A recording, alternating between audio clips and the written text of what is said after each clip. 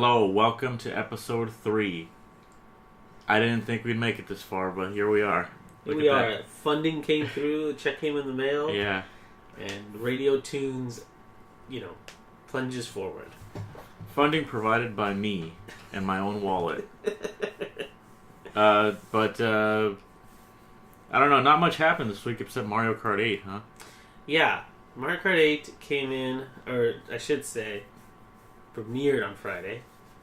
But I actually didn't get mine until Saturday, stupid Amazon. Yeah, we're recording this on Sunday, April 30th, so 4:30, blaze it, as they say, right? Anyway, yeah, it's I was actually pretty surprised. The stuff that they added was pretty good, the battle mode and stuff. The battle mode was really great, and I thought they were just gonna glom something on, like they were like, oh, we got new Splatoon kids. Yeah. We also got the new battle arena and the new battle mode, right? Yeah. And to be honest, we played the regular battle mode, and that was fun. That was really fun. I like the new additions to it. Yeah, it took me a while to get used to it, but those are definitely games where it's like if you have a bunch of people there to play with you, it's super fun. Yeah. So it's always Nintendo games are. I gotta say though, the battle modes they added to it were freaking hilarious. Like the game types. Yeah, there's one called Bombs. Oh yeah, that one was crazy. It's ridiculous because so the setup is you're just playing regular battle mode, but every question block has a bomb on, right? But as you hit more blocks, you can stack them. And then the one thing that's changed about this, aside from how the regular bombs work, is your bomb has a certain color, and so when you throw it, you can identify it. Plus, it doesn't affect you. It doesn't hit you, right? It doesn't hit you. Yeah. So you can just, launch 4 bombs as fast as you can hit the button, and they can just create this whole orb of bombs. And if somebody's caught in the blast, they kill you. But it turned the scene into chaos. It was just a shit show, man. It was like chaos everywhere. But it was pretty cool. It was still pretty fun, yeah. It was fun though because it was just so. It was just total chaos. So they had that one. They had the coin runners. Coin runners was okay. You got you go around, you collect coins. Whoever has the most wins. Yeah, and it turned into just literally us riding around trying to collect coins. Yeah, everyone was staying quiet. Everyone was staying quiet. We're like, duh. Meticulously collecting coins in every corner and not interacting with each other. And then because we're on the split screen, I was like, oh hey, that guy has 13 coins. Yeah, people started. And then be like, no, shut up. And then they would run out and try to get them.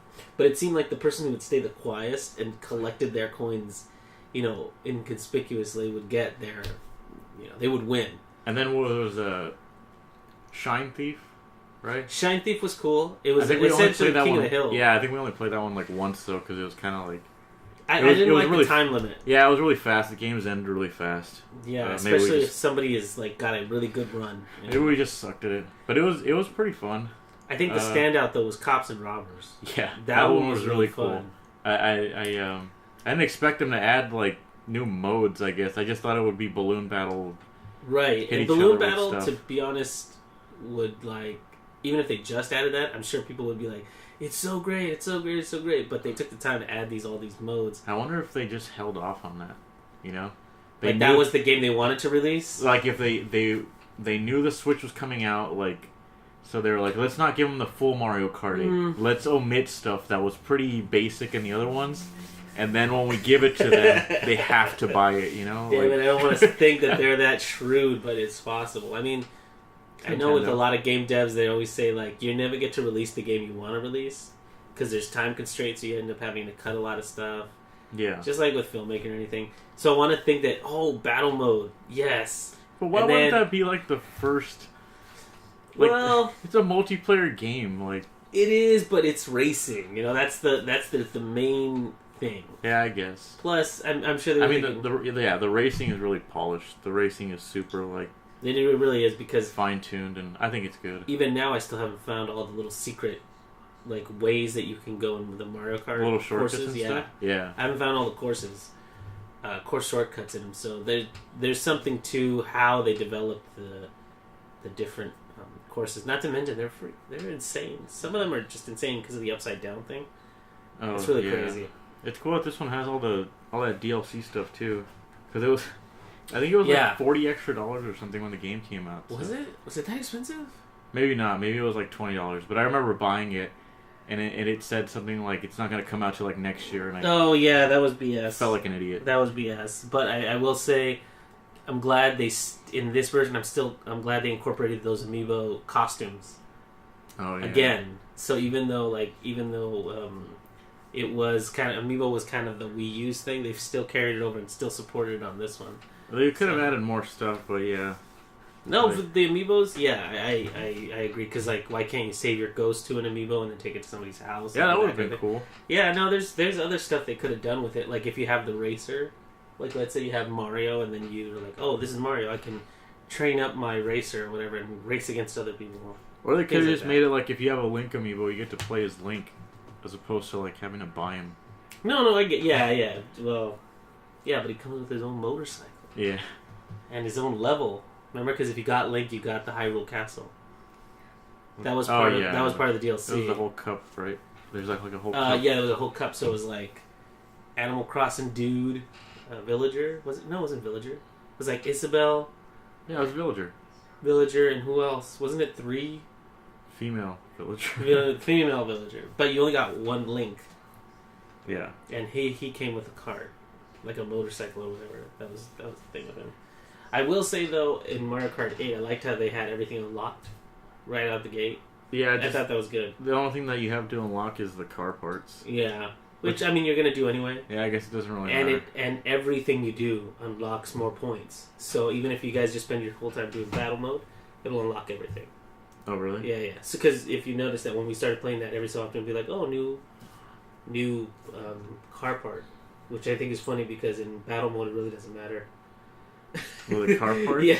Well, Yeah, like I was saying, it took me a while to get used to it because I picked a motorcycle like an idiot, and I was going really fast. Like, in these tight little corners. yeah, and they also have like a U-turn thing now in battle mode. You hold the brake and like press down on the stick or something. Oh, you do the U-turn. like yeah. immediately turn around. So. That's a cool addition too. Not to mention they added. I don't know if this was standard in the last one, but it was Shy Guy can be like 8 different colors. Yoshi can be 8 different colors. I think it was, but Was I it? have a bad memory. I don't remember. And then Splatoon Girl and Guy, Oh yeah, they and come then in other colors. they come in 3 colors, which I think is fun. Which is funny. I think, if I'm not mistaken, it's the color of the new variant Amiibos too. Oh, maybe. I think so. Anyway, but that was a nice little addition. So something different people can be different colors of. Their stage is really Splatoons. cool too. It's convoluted. Yeah, it's kind of confusing. It's but a little confusing. It almost I didn't know looks where like it was going half the it time. almost looks like they straight up ripped it from the Wii U. It does. And like, But if you notice, the levels kind of, because of how the Splatoon thing works, they don't. They tried in Splatoon. They try not to have just straight walls. They want to have ramps and stuff so like you can swim and you right? can go through it. So the level kind of lends itself to. Oh yeah, you're saying it to a works cart. naturally Yeah, like a. exactly. So, I mean, it works. I'm sure it's not exactly the thing, but so far I like the level.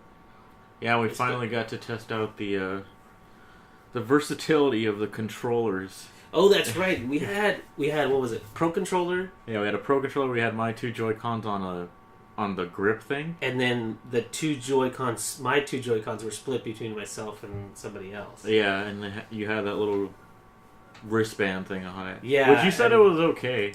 It was, aside from the fact that I kept getting, like my setup in the living room was a little, what is it? It had a bunch of interference, and I think it was from the router. Oh, because the controllers kept messing up? Yeah, but I think we tested it. I think on Sunday today we tested it. Yeah, I guess And it was that's just fine. that's just a thing, right? Because I've seen a lot of people post about how like their left Joy-Con Messes up. messes up for some reason. But the thing is, like, I was playing the demo for Tetris and Puyo Puyo. Oh, what Yeah, is that? with Puyo my- Puyo Tetris. Exactly. I was playing that with my wife today, and we split the Joy Cons again. She was red and I was blue, and it would still mess up on her. Because we were, I think what we concluded is that the Switch, when it's too close to the wireless router, it gets interference. So when I moved it to the other side and then we tested it, it seemed to work just fine. That game's pretty cool too. The Puyo and Tetris.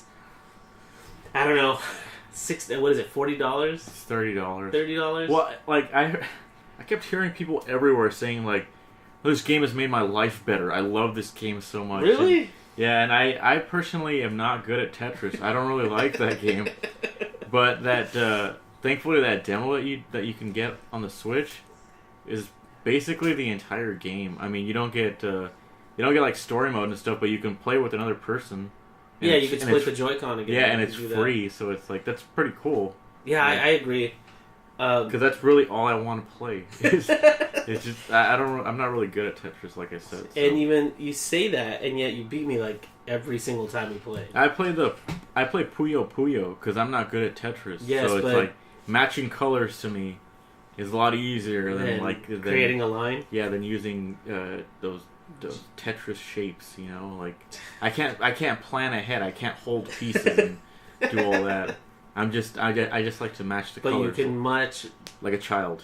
Bubble colors together to create some sort of weird combo that instantly brings me all the way to the top. Yeah, those chains. Yeah. I hate you. You won so many times. It started to bother me. And then all of a sudden we played swap mode, which is where there's a time limit. It's like that mode was kind 10 of seconds. Annoying. It was like, and you switch between Tetris and Puyo Puyo. Yeah, they swap the game to Tetris and they swap it back to Puyo Puyo and they swap it back to Tetris, and it's like you're playing two games at once basically, and it's jarring actually. Yeah, it's really hard to keep track of. But that one I won, and I think it's just because I was able to keep both. I played both in well enough that I could, it overwhelmed you in the end. I think that's the only reason I won. But that was kind of cool that we got to download that. I think it's actually $20 on other consoles. It's $30 on Switch. Why? It doesn't make any sense. Because everything's more expensive on Switch. I don't know. Well, didn't you say The Binding of Isaac was also really expensive? Yeah, Binding of Isaac is like, I think it's like $30, and it's like $2.50 on Steam or like anywhere else you buy. Yeah, it's been on. It's like an old game, so yeah, I keep seeing it on my like Steam thing. It says you would love, and then it shows Binding of Isaac. I have no idea what that game is. It's an indie game, right? Yeah. Okay. Yeah. I mean, I'm sure I would like it. It just nothing about it calls to me right now. But I'm sure everybody's gonna say, "Oh, it's such a great game," blah blah blah. But I don't know. There's been a lot of indie games that I've seen and I've played and be like, "This is good," but then there's some that I hope are good, and then they're just I'd really like you to awful. play The Witness, but The Witness is I believe it was like $40 when it came out, and everyone thought that was too high of a price, and it hasn't really dropped. I think on the latest sale it was like $29, but it was still pretty expensive. Yeah. But I really like that game, and you're not the first person to tell me I've liked that one. Yeah, especially because me and you really like point-and-click games. Yes, like a genre that is pretty much dead. Well, it's not dead. They're making all those remasters, like Full Throttle remaster. Oh my gosh, that's such a good one. Day of the Tentacle, which is really cool. I like it that they're doing that. I definitely like Day of the Tentacle. That remaster was awesome. Mm-hmm. Awesome. The Full Throttle one was great too, but I remember why now I liked Day of the Tentacle as opposed to Full Throttle, because I'm like Full Throttle they were trying something which was like an action point and click. It's very experimental. It has it has licensed music and it has 3D graphics. Yes, and it has more cutscenes than Day of the Tentacle. Day of the Tentacle is just an all-around amazing game. I feel like I think it's because it's so odd. The writing, the humor, the characters, like puzzles. I think it's all like really cool, and like they did something because like if you played the original Maniac Mansion, it's really super generic in terms of its characters and everything, and the focus is more on the people that live in the house.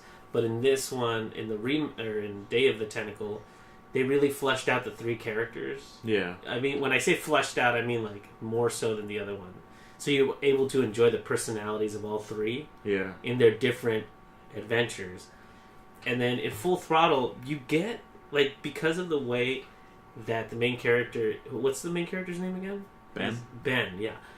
The way that Ben appears in the very beginning with the polecats, it's like you automatically know what he is. Yeah. And he doesn't really change. It's just him that way throughout the whole game. You know, you don't really get deep into his character or anything, because there's a lot of action in it. Yeah, you know what's cool about those though?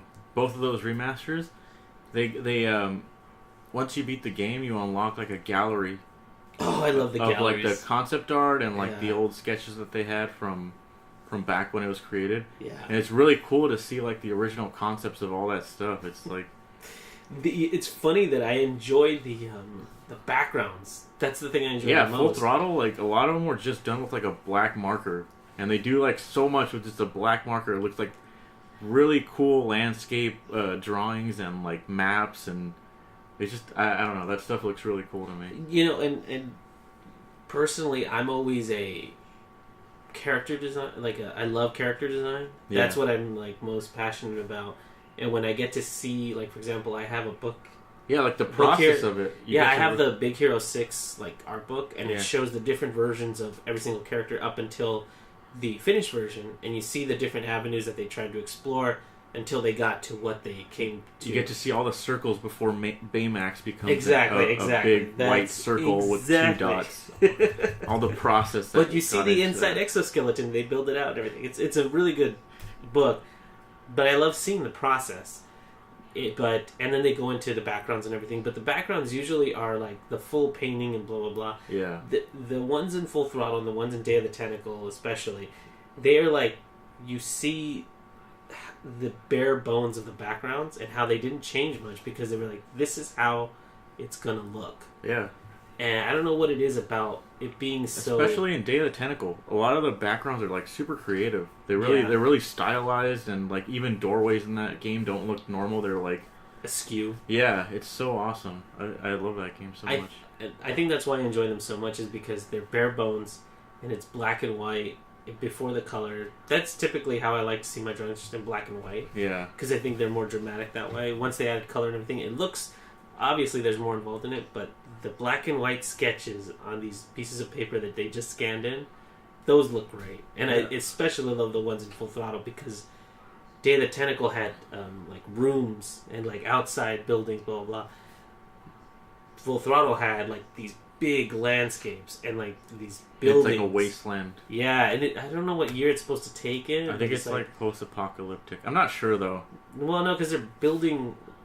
Like part of the reason that Ben is such a badass, or the reason his character is unique, is because in the future they use hover cars. Yeah. And hover And you still transportation. use wheels. Exactly, and it's like one of the quotes he says is like, if it doesn't have wheels, I'm not touching it. You know, because I think that's part of one of the puzzles is when he can take a car. He's like, if it doesn't have wheels, I'm not touching it. Yeah, so like that's a restriction that they put, but that shows off a little bit of his the process character. of Ben looks really cool in the concept art. Yeah, it seems like they always had the face down, just the body changed. Well, the around first the face face is a little bit skinnier, and then it gets defined into like this triangle shape. Yeah, but by the end. I just like that the eyes, the nose, and the mouth. Yeah. Like imagine that little thing. Everything around it changed. Like his hair got a little bit bigger and smaller, but his look stayed exactly the same. And then his clothing too. It was I really think cool though. And then that game was it's like super cheap. It's like it's $10. Yeah, it's like $10 right around there. I think it's 15. But if you had gotten it like the day it came out, they always have sales for them. They're like $11.99. Yeah. I really hope they redo Sound Max too. That would be amazing. Oh my gosh. That would be really cool. That was my first point and click. And I remember when I first got that game, I was really kind of blown away by the whole point and click thing. Mm-hmm. Because it didn't I had never played a video game outside of like a Nintendo. It's like an interactive cartoon. Exactly. Yeah, like, and the great thing about point and clicks is learning the logic of the game. Not like regular logic in terms of the game. I remember one puzzle in Sam & Max that took me forever, and it was so frustrating, was that you had to use Max's head to short out something. Oh, in the tunnel of love. Exactly. Yeah. And I'm like, how was I supposed to figure that out? And it's like, in that game, it when in doubt, use Max against it. Yeah. Because Max is apparently invincible. He's a versatile tool. He's just a versatile tool that Sam uses just to do everything. Those characters too, I love them. They're so I feel like they're really strong characters. Maybe not so much nowadays, but oh yeah, the cartoon was awful. Remember the cartoon? Yeah. And I don't know it was made for like kids. I understand, but the point and click wasn't that's what I mean. R-rated. That's what I mean. It's kind of like those things don't work. It's like when the Mortal Kombat movie came out. And Okay, it's not rated R. Like the game is about killing people. Why yeah, would but okay, but what I'm saying is the game that I played was definitely a PG-13 game, but the cartoon wasn't. I don't know, like the most the most hardcore thing in that game was that Sam and Max step out of their building. And there's a bunch of pigeons getting drunk. Like, they have alcohol in the game. Yeah, there's a lot of raunchy, like, humor that they can't have in a kid's show, obviously. Like, I can't remember anything too raunchy. But I was gonna say, too, is the reason that game took us forever was there was no walkthroughs back then, either. We literally had to just try every item on everything. Actually, that's why Day of the Tentacle didn't take me that long. What? Day of the Tentacle came with... Because I bought Day of the Tentacle... because it said LucasArts on it. Uh-huh. And I thought, ooh, a new point and click. And I actually got that off of a... you remember those things that would come to your school every so often? Like a book? Yeah, like a little book order. Yeah, exactly. And there was one that said LucasArts Day of the Tentacle. And I think it was like $20 for the game. Okay. And I got my mom to buy it because I think she thought it was a book. All right. I was like, no, it's a... tricked her. Well, I didn't tell her it wasn't a book, so it didn't actually... But then when it came in like this deluxe box... which we still have, and the artwork is awesome on it. And it came with a walkthrough guide too. Oh, it has that in there? It has a walkthrough guide. I actually didn't know that. That's cool. Yeah. Well, I only got stuck in 2 parts in that game. It's when I had to get the log, or I had to get Lincoln's, or not Lincoln's log, but a log into the fire so that I could, smoke out the founding fathers. Oh yeah, where you put the rug on the chimney. And Spoilers, yes. Spoilers. Spoilers on this like 20 plus game or whatever. And the last thing was that I didn't know how to turn vinegar. I didn't know that vinegar had to be put in the time capsule to turn it into wine. Oh yeah. I didn't know that part. Which I still don't understand how that works, but whatever. You like Semantics, right.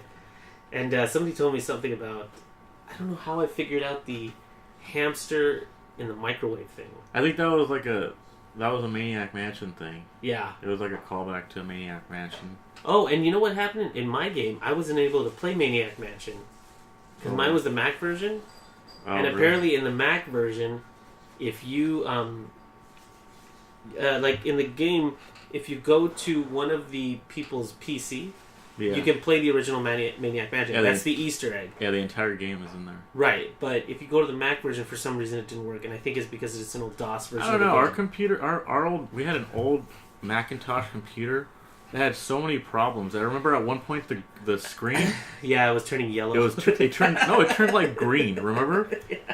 It was like a green tint, and we couldn't fix it. We had to play every game like that. And there was we just smack it sometimes, and the color's back. Yeah, there was some times where there was color on it, and everyone was like, "Don't touch it."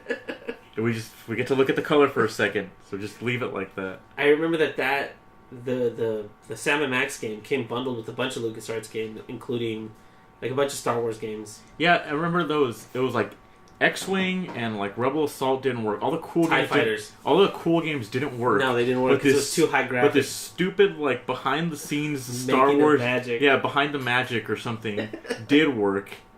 And then there was actually parts of it that didn't work too because they used 3D. But it was like, and that's how I found Full Throttle. Because remember it had the demos. Demo disc, yeah. It had a demo disc for The Dig, Full Throttle, and then another one with a snail called Mortimer. Oh, I don't remember that actually. It was this weird snail game, and I was like, yeah, this doesn't look cool. The Dig looked cool, and I've never played that. I think that was good. I like that one. You played it? Yeah, it's very sci-fi adventure kind of, and the puzzles are all pretty good.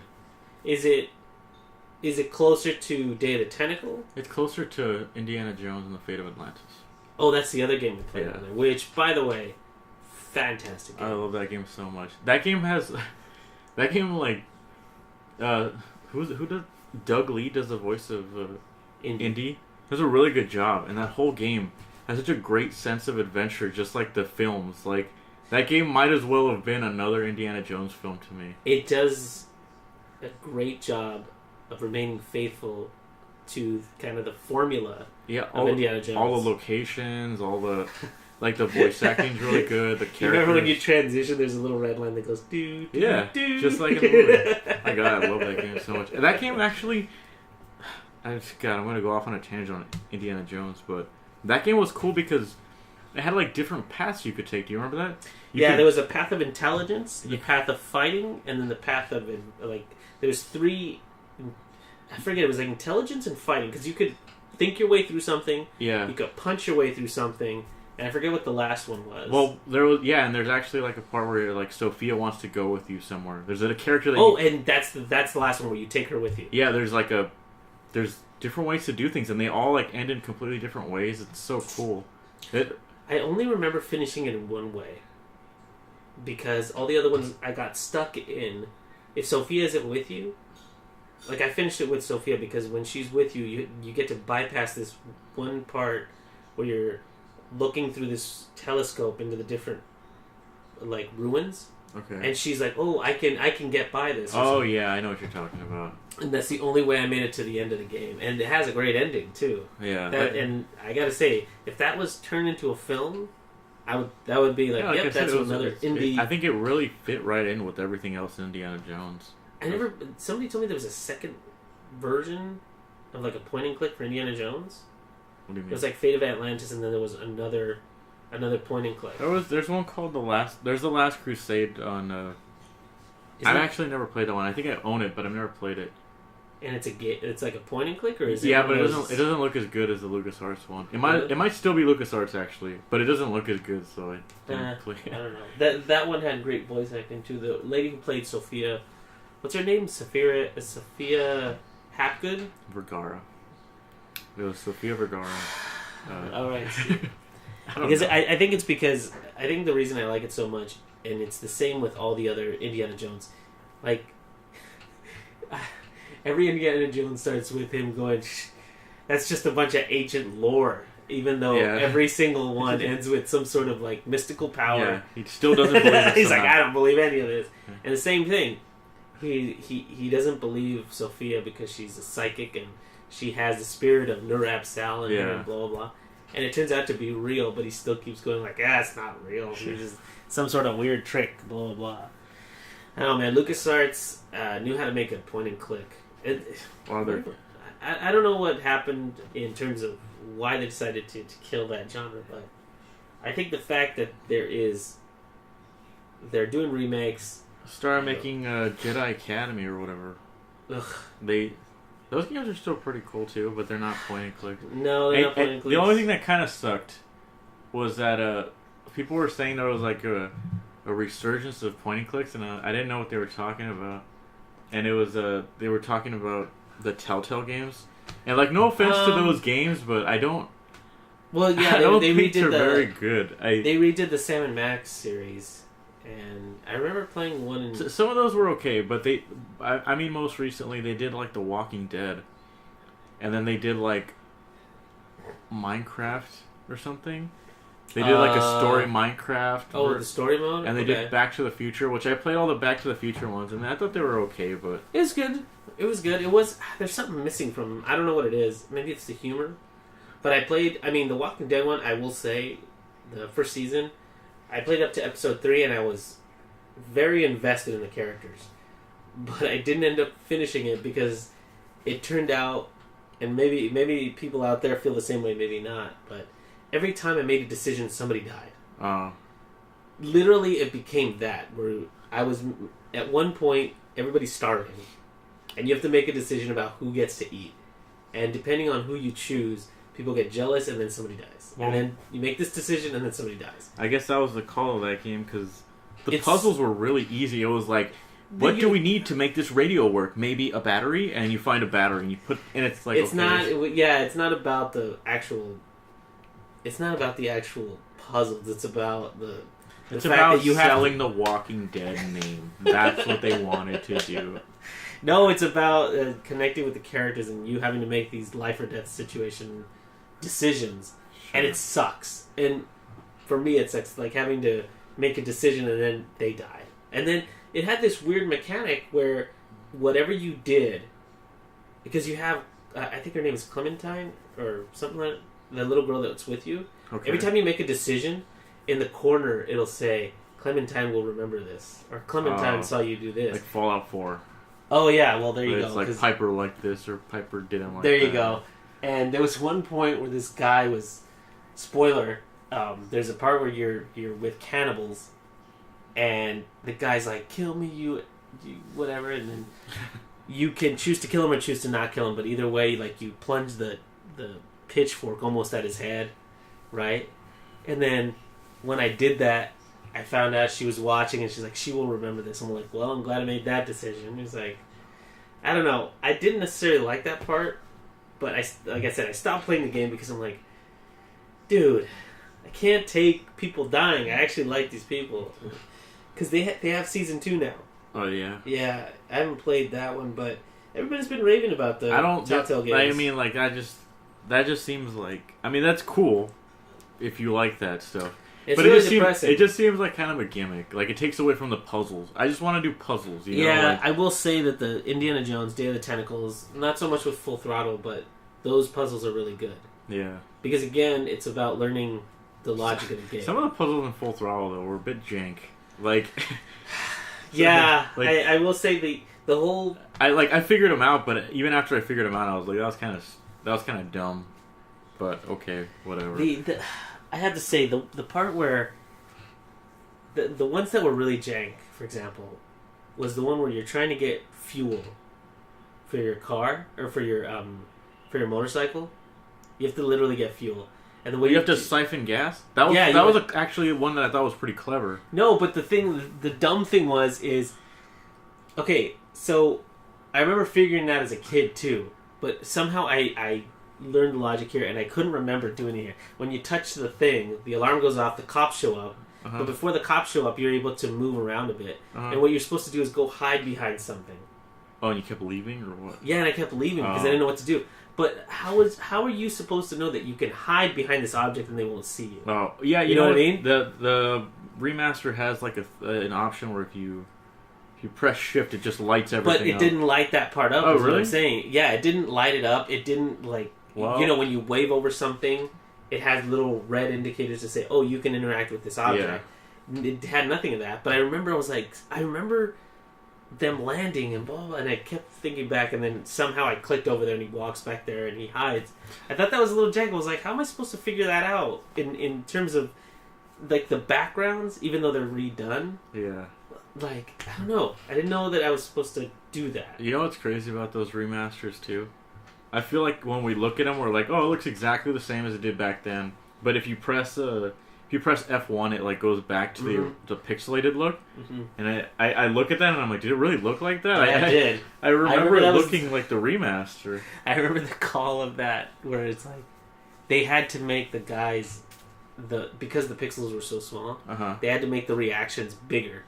Oh, and that's why when they talk now, their mouths move huge. You know what I'm saying? Oh, because you couldn't tell. They're almost like a big rubber band that go like up and down and left and right, blah, blah, because the pixels were too small to be able to see that, oh, this person's talking. Yeah. And I think it's during the remaster, they literally redrew them based on the sprites, which is why sometimes they look a little like, why are they talking?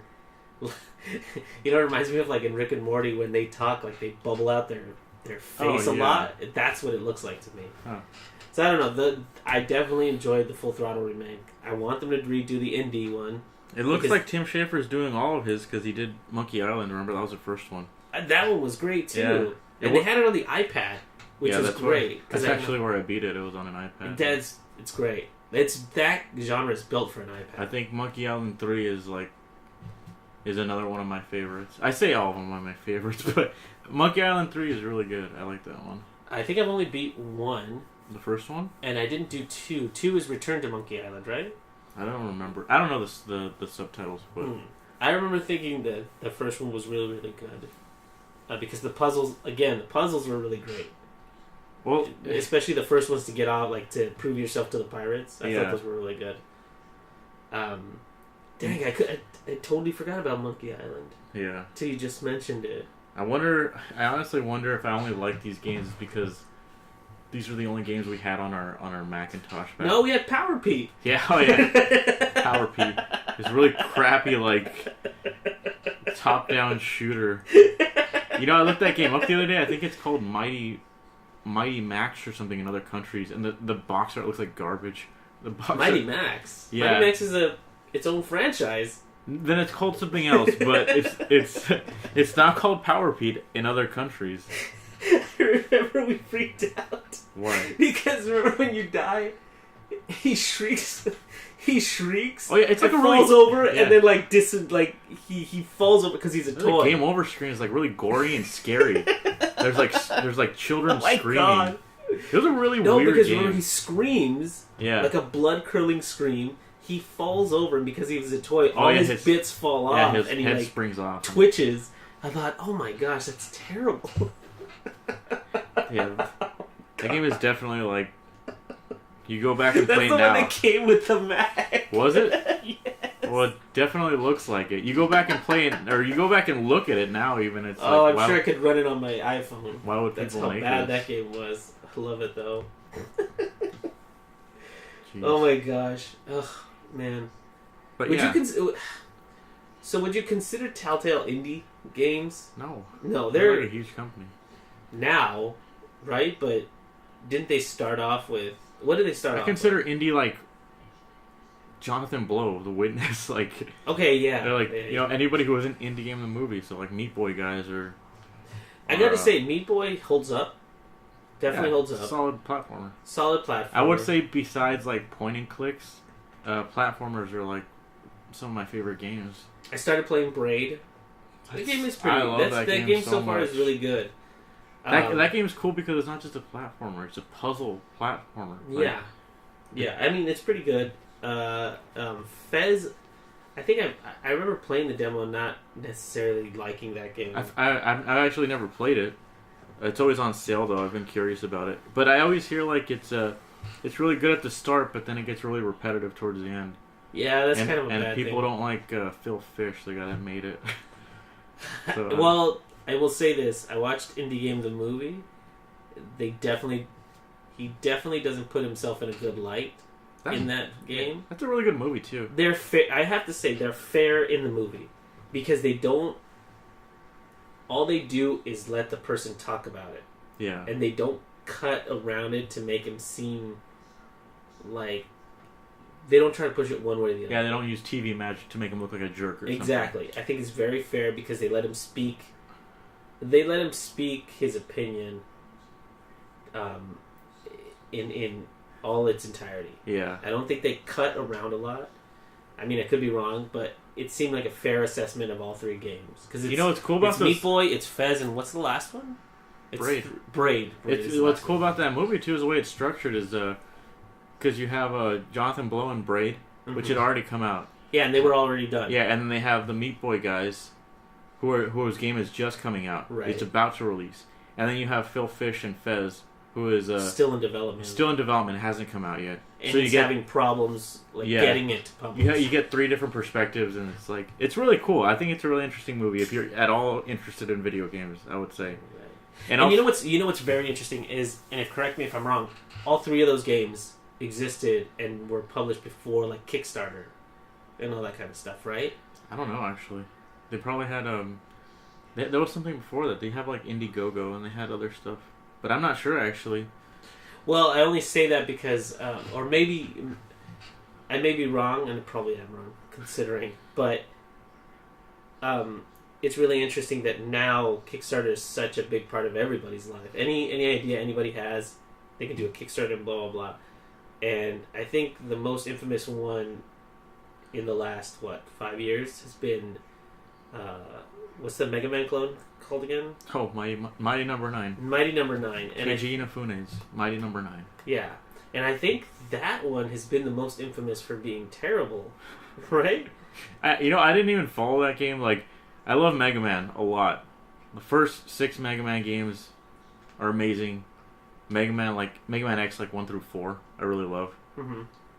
But I didn't give a shit about that game. I heard about it. I was like, he's he's making a Mega Man-esque game. Clone. And I was just I like, think it's I was like, okay. I mean, I guess I'll play it when it comes out. I don't really give a shit. But then I've heard universal hate for that. Yeah, game. then like within the last year that it was being developed, people were just like, we paid $3 million for like this or something, and it apparently looked like trash, and people were complaining. I mean, I've seen it. It doesn't look like trash And to me. It looks like a Mega Man game. The game was supposed to be on Wii U, and they didn't even release it. They're just like, we're not gonna do it, even though they reached that goal. They're just, oh yeah, that was a stretch goal, right? Yeah. You told me earlier it was like Xbox, PlayStation, and then Wii U. And then Wii U was like one of the goals, but they were just like, yeah, we're not gonna. If you give us enough money, we'll put it on these, and then screw it. We didn't do it, and I think. Is that just commonplace now? Because, for example, a good example of a game that I played, like, fully, almost got all the, almost 100% of the game was Shovel Knight. And that's one of those games where... That game is, like, the shining, amazing example of what Kickstarter can do. And, like, what people actually use the money... Because they did... They did a fantastic job on that game. All the DLC is free. Yeah, if you buy Shovel Knight, you get all the DLC for free. I got Shovel Knight, and then I got what was the other? It was Shovel Knight, and then it was Spectre Knight, Plague Knight, and then Plague Knight. It was Plague Knight, and then And no, I think you're right. I think it was Shovel Knight and then Plague Knight, and I got I got 2 games for like $30. I bought that game on everything too. I really like. It is personally, I think it's the best on 3DS. I think the controls are the tightest on 3DS. Yeah, but I remember I told you that I think I on 3DS I got all the way to the end, and for some reason I stopped playing. It was like the boss rush mode, which is so funny because every like in true Mega Man style, as soon as you figure out the pattern, they're just so easy to beat. Yeah, and then I bought it on a Wii U too because I was like, oh, you know what? Another excuse to buy, another excuse to play it. I'll beat it this time. And it's the same thing. We even played it co-op. The boss rush mode was my favorite part. We got to the boss rush mode, and boom, at least I did. I just stopped playing. I just beat them one after those, like boom, boom, boom, boom. Because the great thing is you beat the Shovel Knight game, right?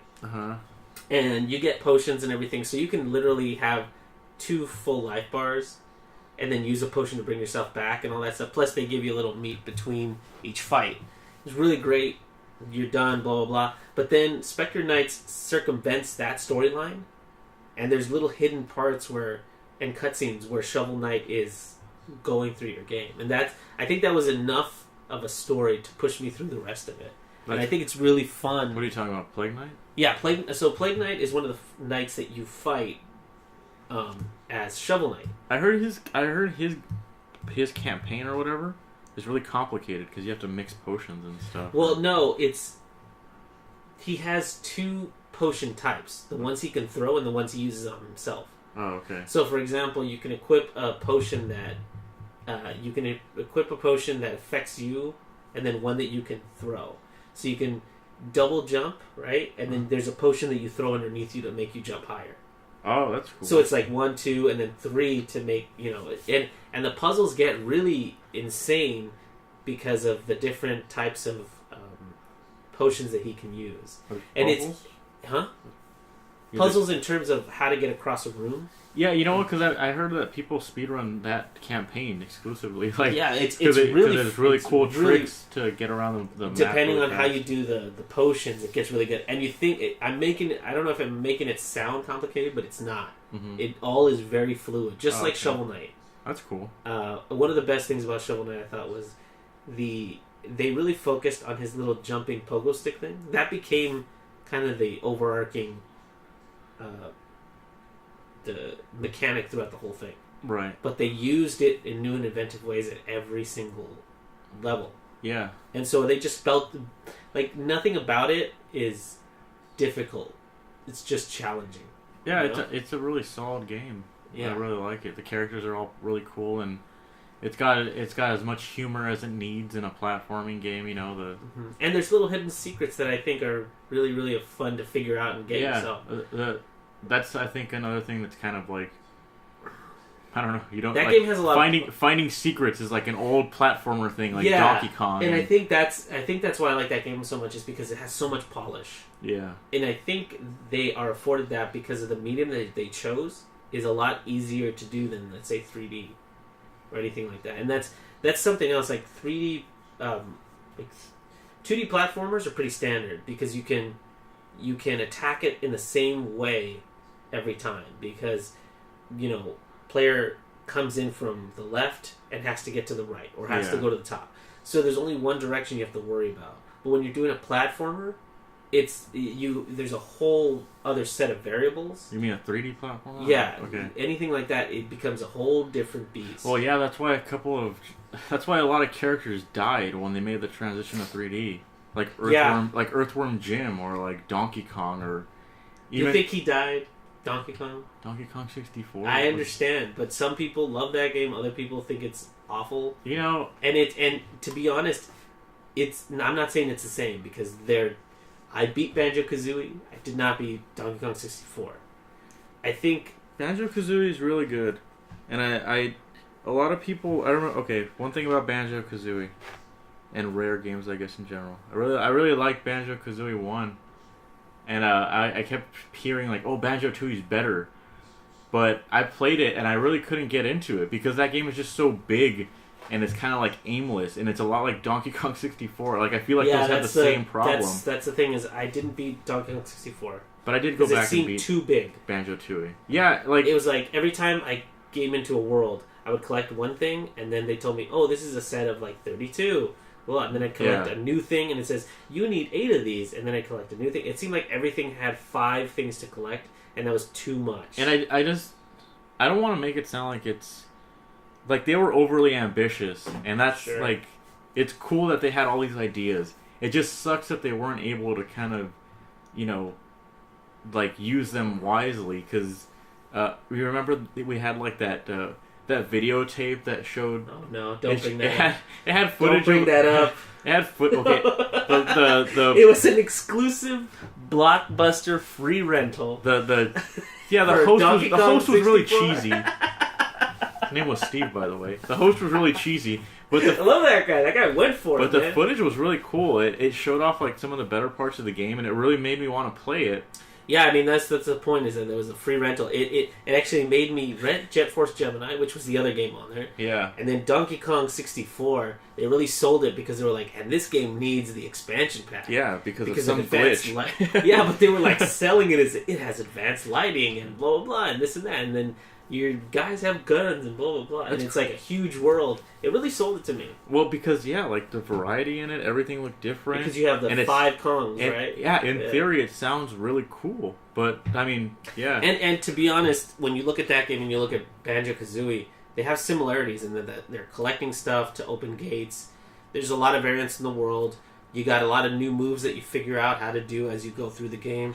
There is that, but there's something about how Banjo-Kazooie did it that felt just, and I guess this is why the same reason I like Shovel Knight. It just seems polished. Like everything was thought through very carefully, and they were like, as soon as this person gets in here, this is the things that we want him to see. And I think you were talking to me about that because you said in Banjo-Kazooie, in the first part, you're not able to kill yourself at all because they know that this is not with pitfalls. Right, and it's like this person is just getting... They almost treated it like this is the first 3D platformer anybody's ever played. So you need to train this person in a certain way. Yeah, and I guess that's a good way to transition to the fact that I've been playing Yooka-Laylee. Oh, that's right. I still haven't played that one myself. I don't think that game is necessarily bad, but it definitely lacks polish. And I think that's the biggest problem with it. It just lacks polish. Because it does... Like Donkey Kong 64, it has a lot of cool ideas. It has minecart things, and it has minecart levels, and it has mini games in it. But like, not a lot of it is done super well. Like the mini games have pretty bad controls, and there's just like the minecart stuff, the animations, and just the way it looks a little jank. And there's even like, there's this part in the glacier level, the ice level. Mm-hmm. Pretty standard. Yeah, when you start off, there's like a place behind you, or directly behind you, that you can't get up to until you get like a better jump, like this little spring jump that you get. Okay. But if you're like, let's say you're facing the wall that you can't jump up to, you can jump into this torch on the wall, and it'll like, the hitting animation springs Yuka up, and you can get on top of the wall. There's like so many things in this game that just feels like You know what's funny? That is a way that a speedrunner gets through Bowser levels in Mario 64 faster. Yeah, but like, it's pretty obvious is what I'm saying. It almost feels like they didn't play test it, or they didn't have a lot of time. The main theme here is that it doesn't have a lot of polish, and I'm not saying the game is bad. Like I told you this earlier too. I really hate that a lot of people just see things as like it's either good or it's bad. Black it's and like, white. Yeah, it's like, oh, I heard Yooka-Laylee has some crappy controls, so I'm not gonna play it. It's bad. Or like a good example of this, Star Fox Zero. I really like that game. So did I. I loved it. I gave it a chance. Yeah. People fucking hated that game for like all the bad press that it got, and I was like, if you look that game up on Metacritic, it has like a 69 on Metacritic. Mm-hmm. It got pretty average reviews. So does that mean that it's terrible? Why does everyone shit on it? So like, I don't know. I think just because it has a few problems, I don't think something is considered a bad game. Well, I feel like the same thing's happening with Yooka-Laylee. Like that's why I wanted to play it for myself, because everybody was just like, oh, these a couple parts. I'm not gonna play it. Not worth my money. And I'm like, it's $40. I've seen you play that game, and to be honest, the art style looks great. I like how it looks. The one thing that I noticed as soon as I saw you playing it was the relationship. Like, just because it is a spiritual successor to Banjo-Kazooie, right? People, I think, are doing the thing where they compare the two, right? I mean, yeah, there's obviously, and I think because of how both of them started, these are the problems that arose from it. But to be honest, when I saw you playing it, and I didn't have my hand on the controller, so I don't know how it feels, but it looks great, and it looks like it plays very well. It looks nice, and I think it's fun. Like I said, like I like platformers, and if you throw me into like a 3D world that has a bunch of stuff in it, I think it's pretty cool. That's again why we like the Breath of the Wild so much. Yeah, the only thing is like, if they had polished off those worlds that they had, like so far I'm like on World 3, which is like a swamp one. Mm-hmm. If they would have just condensed it, and like polished off all those parts and made it like really fine tuned, I think it would have been really great. But I don't know, like, I mean, from what you're playing, it seems like a good platformer. Yeah. And I think it's that last little bit that people would have been like, "Oh, this is great." If you want to compare it to Banjo-Kazooie, and I think that's the fault, is that people are doing that. The pages or whatever. First of all, like you collect pages of a book, you don't collect jiggies. Mm-hmm. But like in Banjo-Kazooie, when it would come out, when it would pop out of like an enemy or something, it would explode out of them, and it would have like a little jingle, and it was golden, and it was like a big event that you found a jiggy. Right, and even then when you picked it up, there was a little animation, there was a little jingle. Yeah, all this stuff to say like you did something. Mm-hmm. And a lot of the pages in Yooka-Laylee are just like, you got it. And the number goes up, and that's it. And I think again, these are the little things that I think they have the base of it down, because it. And you've told me it feels good to play the game. Like walking around in the world feels natural. All that stuff. I like it. The worlds feel very colorful. They feel good. These are all the things you've told me. The only thing that I can really say is from what I've seen, and the only thing I've seen is the relationship between Banjo and Kazooie came through a evolution of a character, which we've seen that Banjo-Kazooie started as a person. Yeah, that's why he has shorts, and then that's why he has a backpack, because it was going to be a magic backpack, and that had things, and then it became a bird. So there was a natural evolution of that, right? And that's where Banjo started. Banjo started from a creative process. Yooka-Laylee started from the fact that Bear and Bird, this is where we're going. So we have to swap out Bear and Bird. Yeah, they were really they were really forced to be these other characters. Right, but I can't say that because I don't know the actual dev of it. But that's what it feels like. They're replacing X and Y with something else so that they can have the same gameplay elements. I think it would have been... But that's what I mean, too. Like, the characters as well. Mm-hmm. They look a little plain. Like, because... Well, I will say this. They do look plain because it's just literally two animals together. And in Banjo-Kazooie, Banjo had clothes. Like, the whole world felt like a anamorphic, where everybody had clothes on. Because remember, Bottles had He has a whole And suit his of little Minor goggles State. and Everybody's fully clothed, and it's kind of a weird world where there's a witch, and there's there's machines, and then there's animals. Some animals aren't dressed fully. It's just a weird world. But this ukulele one has a lot of different elements. But Yuka and Laylee just visually don't seem like anything that stands out in the world. You know what I'm saying? Like okay, so they're pirates. Okay. And there's no real visual representation of that. They're pirates? Yeah, like you wouldn't know that. No, by I looking. didn't know that. If like you look at Banjo and you're like, he's got shorts and a backpack. He's an explorer. He's got a Okay, yeah. you know, what? like- I never thought about that, but yeah, that's like true. even if they gave like I don't know, even if they gave Yuka like a little vest, like a little pirate vest, like Shantae or something, I think that would have been fine. But I think there's some things positive things can be said. Like I've seen you get power ups for Yuka. Yuka's the iguana, right? yeah, the girl. Okay, so when he gets power ups, the little tips of his Yeah, and that's his cool. scales and everything, they light up different colors, which visually is great for the player. That's not necessary for the actual action. So some of the things that I've seen are very natural. Yeah, and things like that, because Banjo and Kazooie, whenever they got powers, there was more of a musical cue, unless they were something like Kazooie got boots or something. Okay, aside so from that, you remember that part then? yeah, I ate like you can eat like these little berries, and they change the color of his yeah, and you can tips. shoot ice or you can breathe fire. Yeah, when he spits ice, there's basically no sound except when the bullet or whatever hits. Yeah, see, And that's the difference between that and in Banjo-Kazooie, when you hear like Kazooie spit an egg or whatever out of his neck, her neck, whatever. There's just the sounds and stuff, the cues that you get, like everything that makes that makes a game satisfying. Yeah, It seems like some of those things just aren't in this game, and like I said, I don't think it's bad. It's just maybe they didn't have enough time. Maybe they were trying to meet the I think that deadline. might be the case because again, these are people working from a certain point, and they're not a studio. They're trying to get a game out. At least they put the game out, you know. Yeah, and that's something to be said. Again, Mighty Number 9. That's an example of something else. You know what? Who's the? I think it's Way Forward. Didn't Way Forward start out don't they do Kickstarters for Shantae? They had a Kickstarter for Half Genie Hero. And we both played that game. We Right. actually finished it in a day, right?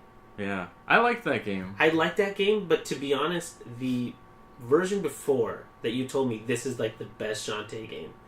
Was it Pirate's Curse? Yeah, That game that game is amazing. is I love that game. amazing. The art in that game, the Yes. I'm going to agree with everything you said. Just yes. We've had this conversation a million times, which is why I'm going to say yes to everything you say. Art style, gameplay, progression. The progression, overall, I was gonna say, it really does a good job of that, because Risky's Revenge, the game before that, got kind of boring sometimes, and it was a little bit like it was kind of hard to find out what to do in that game. That's just my opinion, but and the storytelling, like those four things to me were like great. yeah, Because Shantae, for the most part, I remember playing the one in Game Boy, and it's come a long way from that. yeah. Because the Shantae on Game Boy was like I remember when I saw it and played it. I was working at GameStop, I think it was, and I saw it and I played it. I was like, this is the most generic game I've ever played. Yeah, but it was super still generic. fun to play. So I was like, oh, this is fun. So I played a little bit of it, but I didn't think of anything of it. But The one on 3DS, which was Pirate's Curse, had so much in it in terms of little jokes, relationship with each of the characters. I love the animations in that game too. And whoever did the artwork for that is fantastic. That one in particular. It's a guy. I follow him on Twitter, and it's I don't know what his Twitter handle is, but he goes by Ko. I think it's Kou. Well, whoever is fantastic. And then Jake Kaufman did the soundtrack. He did Shovel Knight. Well, then that makes sense because I love both of those games. I just think the oh, and by the way, I love that all these games are like true ending, fake ending, blah blah blah. I love that stuff. I like that stuff. Very Metroidy.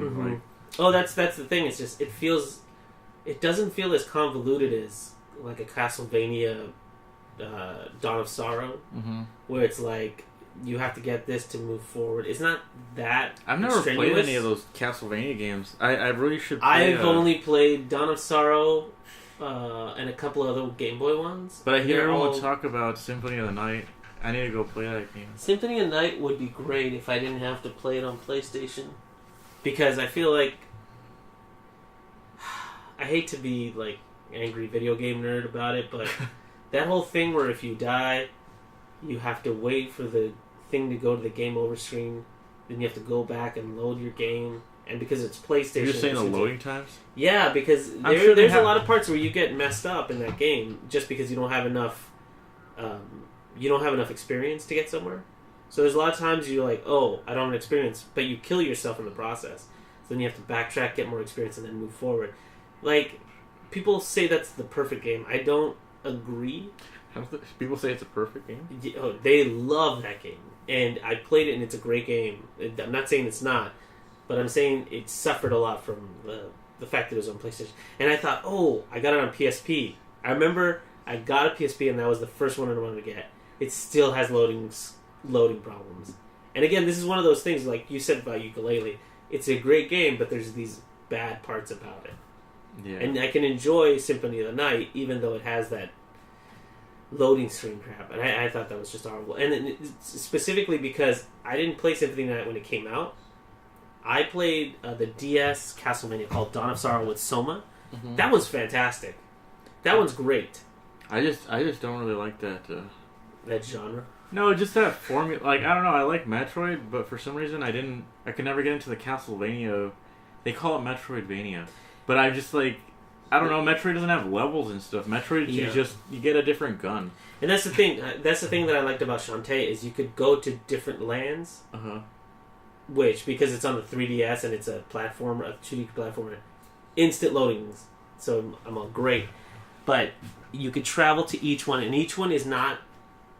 Each land is not super complicated. If that's not clear, I mean, you can traverse it without too much hassle. Yeah, because like Super Metroid or something like that it definitely feels intimidating because you can get lost in a Exactly, lot of those and places. the dumb part about, and this applies to Dawn of Sorrow, the one on DS. If you're on one side of the castle, like you have to teleport here and then make your way down somewhere else. There's no way to choose a part of the castle you need to go to and work your way from there. Yeah, but yeah, that part is kind of dumb. I don't like having to waste time traveling. Shantae Pirates Curse really does a lot of things right. Like, Yeah, and you know what? Honestly, the quintessential Shantae game. Yeah, because I really liked half Genie, half Hero. I did like it, but I feel like I don't know. It didn't feel as fluid as Pirate's Curse. You know, I was gonna say about that kickstarted Shantae.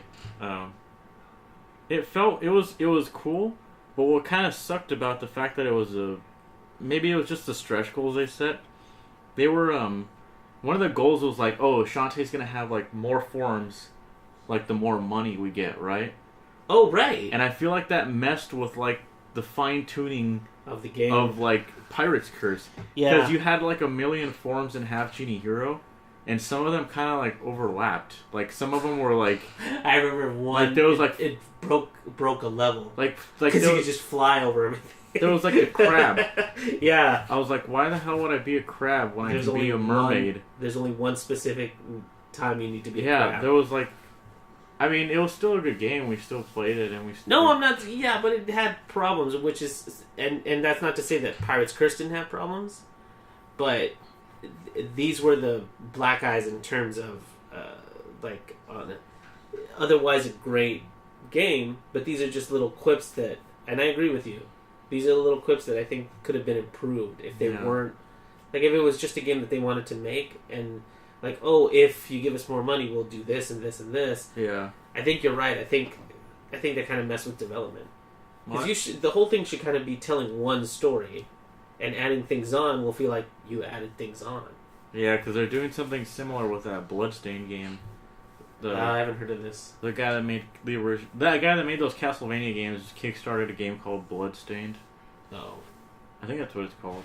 And he is like, some of the stretch goals are like, hey, you get to design an enemy, and I'm like, well, That's cool for them, but it's like, is it gonna? Well, I mean, that's not terrible. It's gonna look out of place, and if you have like some kind of set story or something, isn't it gonna mess it up? It's worked in the past because, correct me if I'm not, if I'm mistaken, but wasn't Mega Man?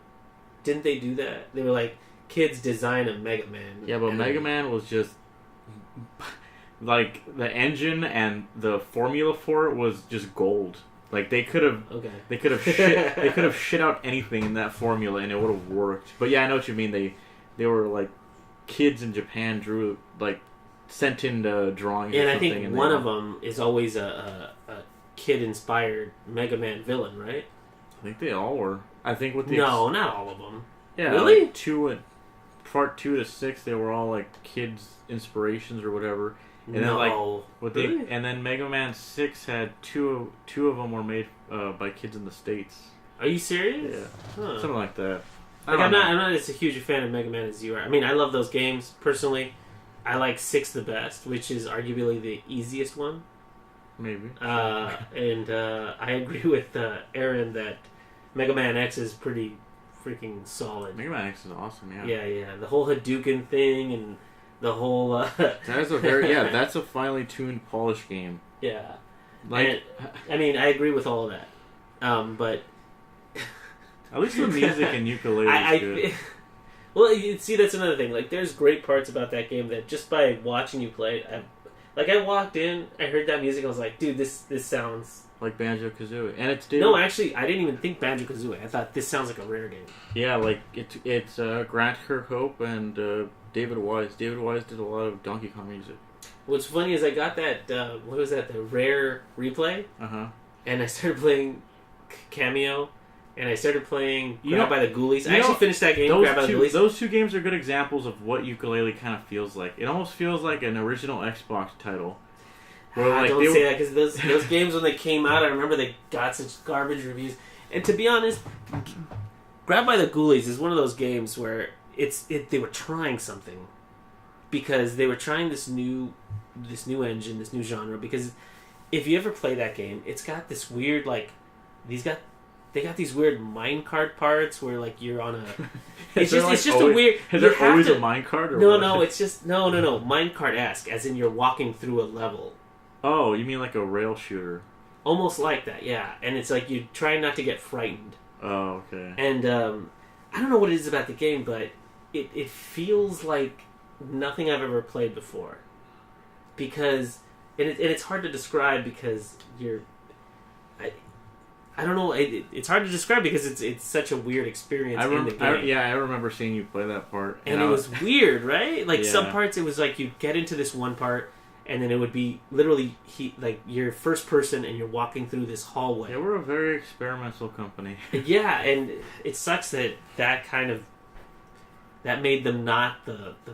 I don't know what happened. Because the ones they experimented on the N64 were like fantastic. They did Killer Instinct, which is I think arguably a good fighter. I think it's like we said, when Xbox came out, people were demanding different things. The market was like shifting towards like first person shooters and sure, but Rare had done like GoldenEye, they had done Killer Instinct. No, you're right. They had done a bunch of different stuff. GoldenEye and Perfect Dark, and then Perfect Dark, that was another one. I mean, they did Perfect Dark is ironically not a perfect game. It's a fun game. And I like that game. Yeah, it's a fun game. But how it's many not, of those games on Rare Replay did we play through? We played Perfect Dark 1 and Perfect Dark 0, which is the one that came out on Xbox. Not great. We still played it though. We still played it, but the thing is, at that point, when I tried to play that game, I was like, "There's better FPSs than this." I guess so. And I don't know if that game got delayed and then they decided to release it. We beat Banjo-Kazooie with all the jiggies. Yeah, that was insane. That game's so solid. Still. And by the way, the only gripe I have about Banjo-Kazooie is that last part with the stupid quiz show. I still don't like that. Oh my god. Okay. Right in the middle of the game, right in the middle from going from the first level to the second level, Yooka-Laylee has a quiz part like that. That's not my favorite part at all, because it's like they're asking you they're asking you stupid stuff about it, and I think that ruined it for me. I think it did, but I think that's a perfect example of how Yooka-Laylee is borrowing too much from Banjo. Yeah, like it's being like forced to be this other game. Yeah. That it can't really be naturally. You know. And I agree.